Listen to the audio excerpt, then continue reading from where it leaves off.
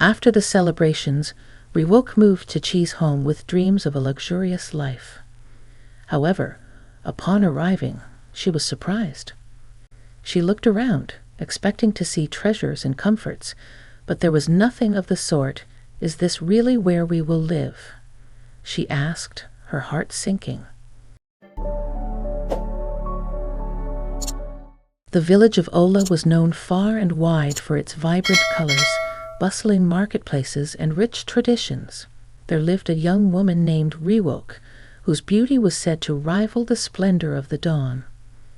Her skin was as smooth as the rippling river. Her eyes sparkled like the stars in the night sky. People would often pause to admire her, as she walked through the village with a grace that made even the birds stop singing. The elders would nod approvingly, and the young men would whisper among themselves, each hoping to win her heart. Roke was not just beautiful, she was also kind and wise beyond her years. She would spend her mornings helping the elderly in the village, carrying water from the river, or weaving colorful baskets to sell at the market. Her mother, Amma, often boasted about her daughter's beauty and her skills, dreaming of a prosperous future for her. "Roke is a gem," she would say. "She deserves a life filled with riches and comfort." Amma had one hope for her daughter: to marry a wealthy man who could bring prosperity to their family and lift them from their simple way of life. Every evening, Amma would remind Roke of her dreams, and while Roke loved her mother dearly, she often wondered if wealth alone could bring true happiness. News of Roke's beauty spread like wildfire across the neighboring villages. Suitors came from far and wide, each eager to win her hand in marriage. They brought gifts: golden bracelets, colorful beads, rich fabrics, and even livestock. The marketplace buzzed with excitement as the young men tried to outdo each other, presenting their offerings and hoping to catch Roke's eye. Amma, thrilled by the attention, carefully examined each suitor, her eyes always searching for the wealthiest among them. She believed that only a rich man could provide the comfort and status she desired for her daughter. But Roke was not swayed by gold or glitter. She wanted a husband who was kind, loving, and understanding.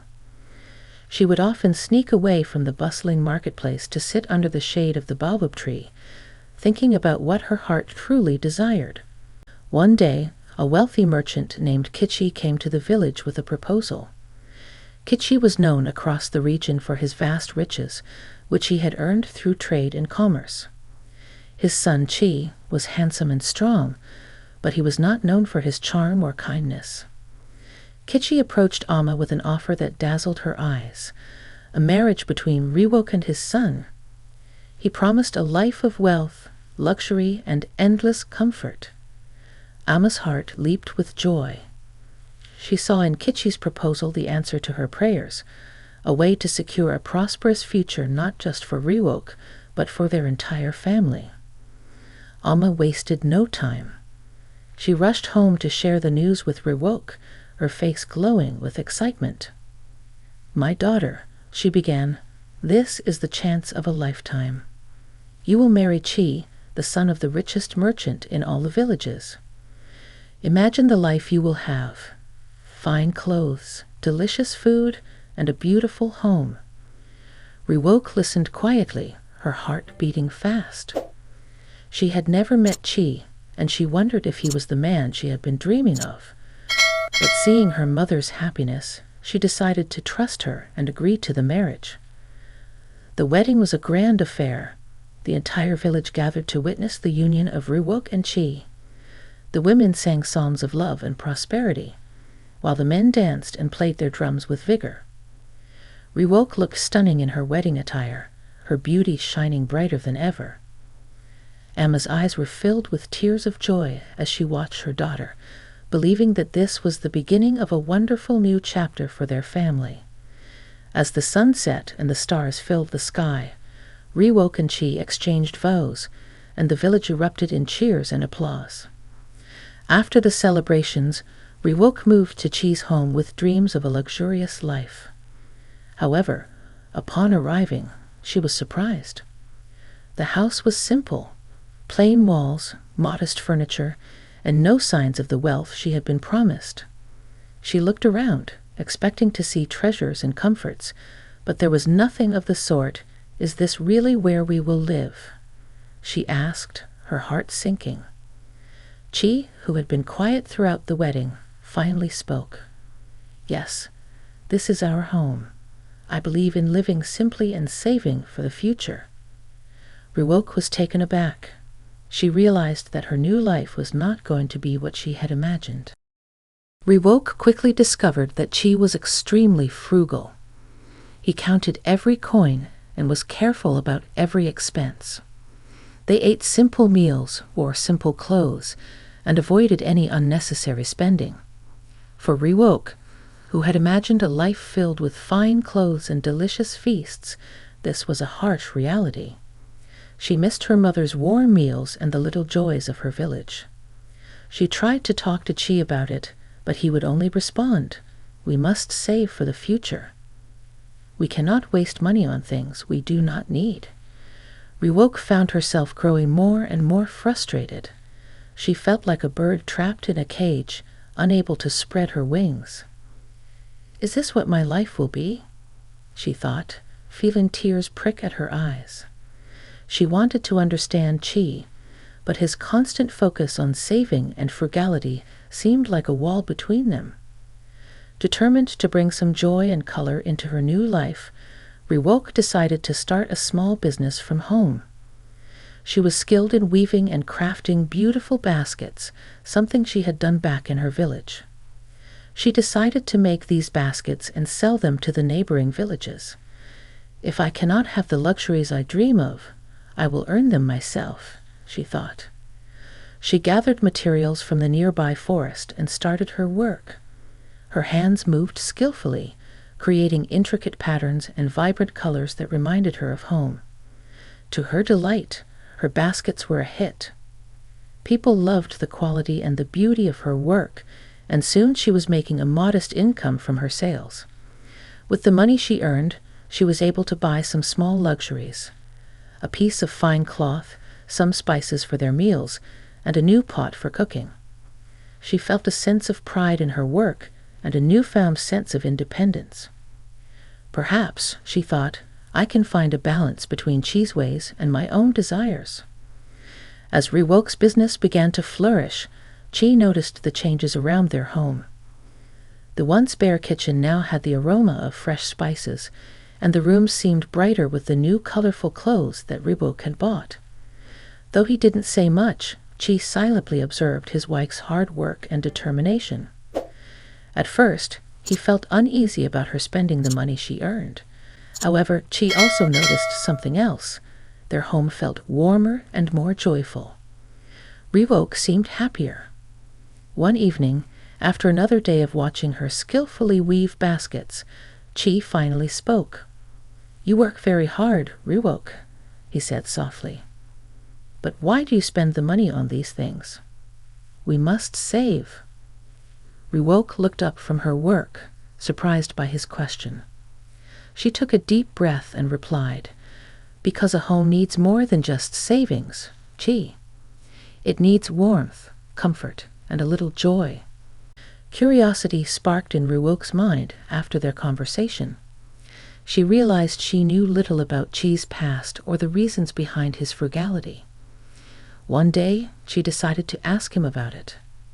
"Chi," she said gently, "why are you so careful with money?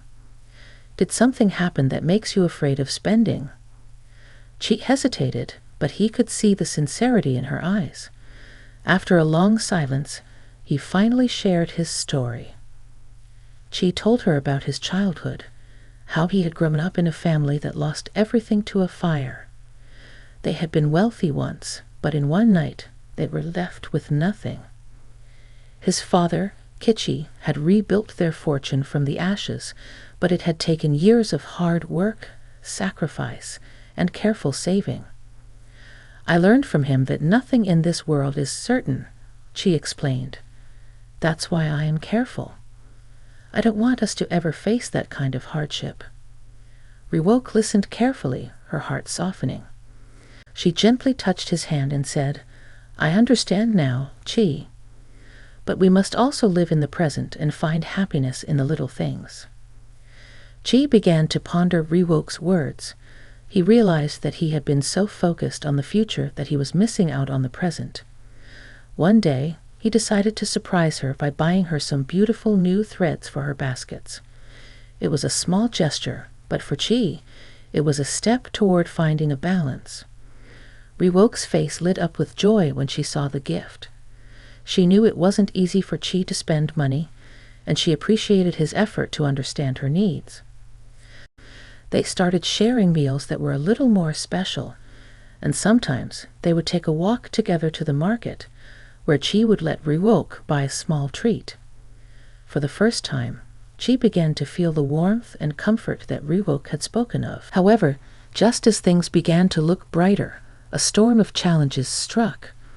A drought hit the village, causing crops to wither and food prices to soar. Roke's business began to suffer, as people could no longer afford to buy her baskets.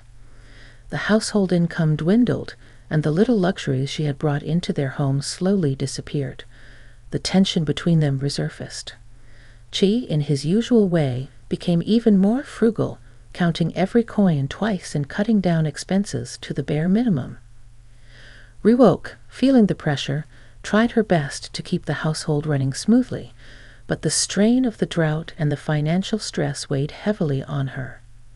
She missed the colorful fabrics, the spices, and the small treats that had brought so much joy. One day, feeling overwhelmed, she broke down in tears. "Chi," she sobbed, "I am trying my best, but it feels like I am losing myself." Chi, seeing her tears, felt a pang of guilt. He realized that while saving was important, he had to find a way to support his wife emotionally. Roke and Chi decided to start a new venture together. They began making woven goods that combined Roke's artistic flair with Chi's practical skills. They crafted beautiful yet durable baskets, mats, and household items that were both decorative and useful. Their products soon gained popularity, not just in their village, but in the neighboring ones as well. The business grew slowly but steadily, providing them with a comfortable income. What would you say? Who was right? Roke or Chi? Share your thoughts in the comments below.